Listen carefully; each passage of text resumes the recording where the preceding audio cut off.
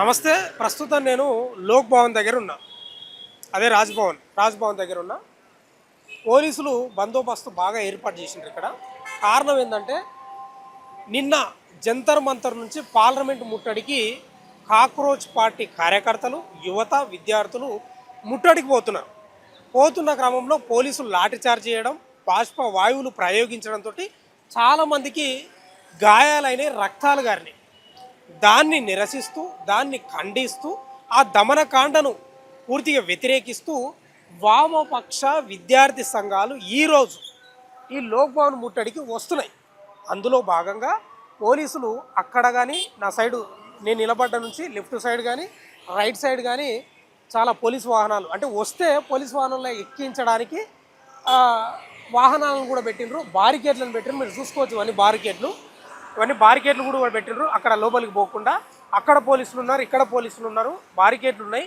చాలా పటిష్టమైన బందోబస్తు ఏర్పాటు చేసి నిన్న దేశం అంతా జంతర్ మంతర్ సైడు, ఢిల్లీ సైడే చూసిండు. చాలా మీకు తెలిసిన అంశమే, మనం మాట్లాడుతున్న అంశమే. Cockroach Janata party neat paper leak అంశంలో చాలా రోజులుగా ప్రొటెస్ట్ చేస్తూ ఉంది, ధర్నాలు చేస్తూ ఉన్నాం, రాస్తారోకలు చేస్తూ ఉన్నాం. సోనం వాంగ్చుక్ జూన్ 28 నుంచి నిరవధిక దీక్ష చేస్తుంటే మొన్న 2-3 రోజుల క్రితము పోలీసులు ఆయనను సఫ్దర్జంగ్ ప్రభుత్వ హాస్పిటల్కి తరలించి చికిత్స అందిస్తున్నారు. కానీ నిరవధిక దీక్ష మాత్రం ఇప్పటి వరకు ఆయన వీడలేదు. ఆయన చెప్తున్నది ఏంటంటే ధర్మేంద్ర ప్రధాన్ రాజీనామా చేయాల్సిందే, 100% రాజీనామా చేయాలి. ఎవరైతే విద్యార్థులు నీట్ పేపర్ లీక్ అయితే 20 మంది ఎవరైతే చనిపోయారో వాళ్ళకి నష్టపరిహారం అందించాలి అని రకరకాల డిమాండ్లు పెట్టిండు. ఆ డిమాండ్లకు తలొగ్గుతేనే నేను దీక్ష విరమింపజేస్తా అని చెప్పిండు. ఆయన దీక్ష కొనసాగుతుంది. అయితే ఆ దీక్షను భగ్నం చేసిన క్రమంలో అభిజిత్ దీప్కే సీజేపీ ఫౌండర్ కూడా నేను కూడా దీక్ష చేస్తానని ఆయన కూర్చున్నాడు. జంతర్ మంతర్లో కూర్చొని దీక్ష చేస్తున్న క్రమంలో పోలీసులు అరెస్టు చేయడం ఇట్లా జరిగింది. అయితే మొన్న పిలిపించారు, చలో పార్లమెంట్ ర్యాలీకి అందరు రండి, యువత విద్యార్థులు అందరూ వస్తే పార్లమెంటును ముట్టడి చేద్దామంటే నిన్న నుంచి పార్లమెంటు సమావేశాలు ప్రారంభమైంది, వర్షాకాల సమావేశాలు. దాన్ని పురస్కరించుకొని పార్లమెంటును ముట్టడిద్దాం, మన డిమాండ్ నెరవేర్చుకుందామని పిలుపునిస్తే 100 మంది వచ్చారు.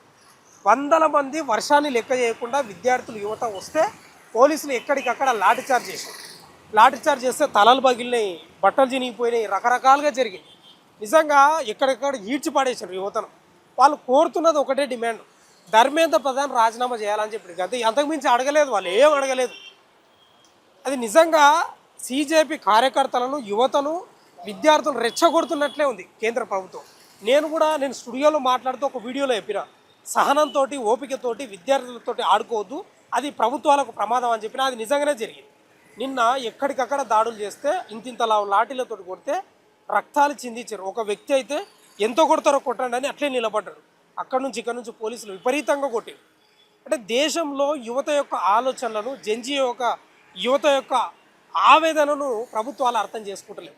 ఇవాళ నీట్ పేపర్ లీక్ జరిగితే దాదాపు 20 మంది చనిపోయారు. తర్వాత ఎగ్జామ్ నిర్వహించిండ్రు. రేపు ఎగ్జామ్ ఉందనగా ఈరోజే మియాపూర్లో ఒక అమ్మాయి చనిపోయింది. రేపు ఎగ్జామ్ ఉందంగానే ఇట్లా జరుగుతుంది దేశంలో. నిన్న అయితే ఘోరమైన ఇన్సిడెంట్, ఎక్కడికక్కడ దాడులు జరిగినాయి విద్యార్థులపై. స్వచ్ఛందంగా వచ్చిండ్రు, పరిగెత్తిండ్రు. పార్లమెంటు ముట్టడి వస్తే బాష్పవాయు ప్రయోగాలు, లాఠీలు, ఇక పోలీసులు అయితే గన్నులు ఎక్కుపెట్టిండ్రు. ఏదో తీవ్రవాదులపై లేకపోతే దేశద్రోహులపై ఎక్కుపెట్టినట్లు గన్నులు ఎక్కుపెట్టి చాలా ఘోరంగా జరిగింది. దేశం అంతా అక్కడ సైడ్ చూసారు. వివిధ రాష్ట్రాల నుంచి పోయినారు, అక్కడ జంతర్ మంతర్ పార్లమెంటును ముట్టడికి పోయినారు.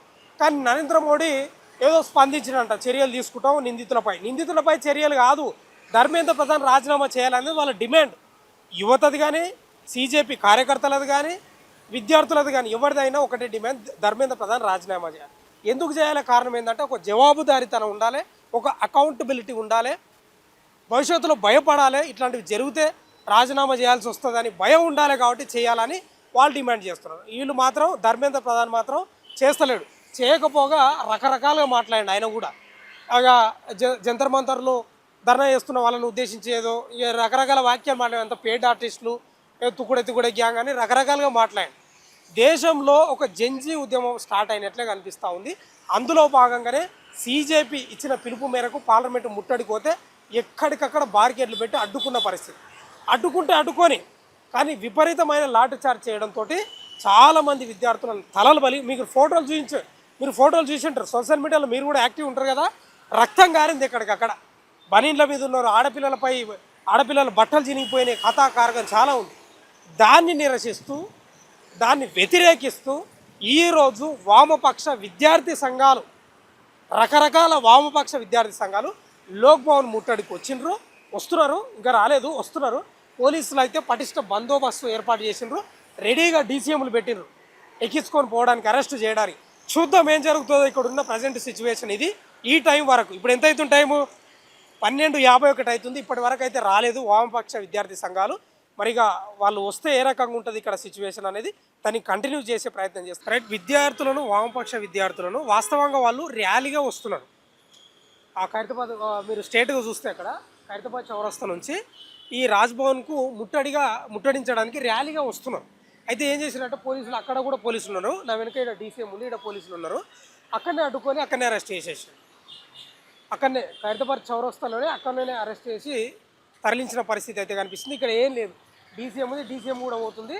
మొత్తం మీద అయితే వామపక్ష విద్యార్థులను రాజ్భవన్ ముట్టడిని అడ్డుకునే ప్రయత్నంలో భాగంగా ఖైరతాబాద్ చౌరస్తా దగ్గరనే అక్కడనే అరెస్ట్ చేసిన పరిస్థితి కనిపిస్తుంది. ఇక రాజ్భవన్ దగ్గర ప్రజెంట్ పరిస్థితి ఏంటంటే డీసీఎం కూడా ఖాళీగా పోతుంది.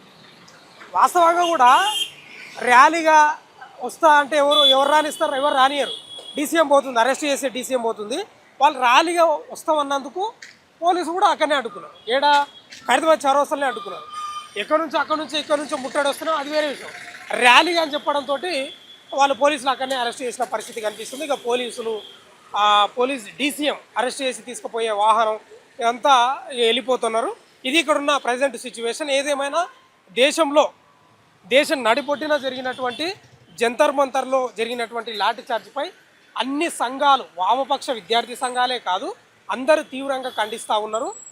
యువతను, విద్యార్థుల యొక్క మనోవేదనను, ఆలోచనను, ముఖ్యంగా జెన్జీ యువత యొక్క ఆ యొక్క మాటలను అర్థం చేసుకోలేక ఈ దాడులు చేయడం ఎంతవరకు సమంజసమని అన్ని వర్గాల వాళ్ళు, పౌర సమాజం ప్రశ్నిస్తుంది. అన్ని వర్గాలంటే పౌర సమాజమే అందరినీ ప్రశ్నిస్తూ ఉంది.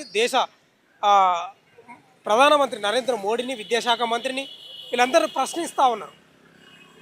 కాబట్టి దేశంలో జరుగుతున్నటువంటి ఈ యొక్క దమనకాండ నిరసిస్తూ ఈరోజు లోక్ భవన్ ముట్టడికి ర్యాలీగా వస్తున్న క్రమంలో వాళ్ళని అక్కడే అరెస్ట్ చేసి, ఏదేమైనా నరేంద్ర మోడీ కూడా కొంత స్పందించినట్టున్నాడు. మేము నిందితులను అరెస్ట్ చేస్తాం, కఠిన చర్యలు తీసుకుంటామని చెప్తున్నాడు తప్ప ధర్మేంద్ర ప్రధాన్ రాజీనామా చేస్తాడు త్వరలో అని మాత్రం అస్సలు చెప్పట్లేదు.